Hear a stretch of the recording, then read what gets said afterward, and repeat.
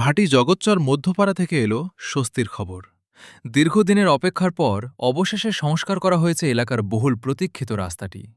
দীর্ঘ সময় ধরে বেহাল অবস্থার কারণে এই রাস্তায় চলাচল ছিল অত্যন্ত ঝুঁকিপূর্ণ।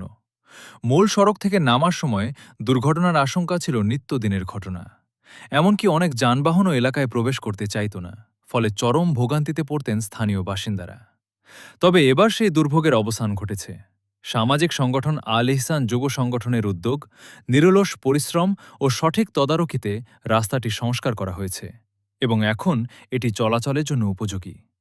গ্রামের মানুষের কষ্টকে গুরুত্ব দিয়ে এমন জনকল্যাণমূলক উদ্যোগ গ্রহণ করায় সংগঠনটির সকল সদস্যের প্রতি কৃতজ্ঞতা প্রকাশ করেছেন ভাটি জগৎচর মধ্যপাড়ার বাসিন্দারা।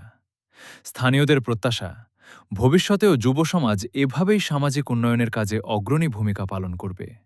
এমন আরও ইতিবাচক ও সর্বশেষ খবর জানতে আমাদের সঙ্গেই থাকুন।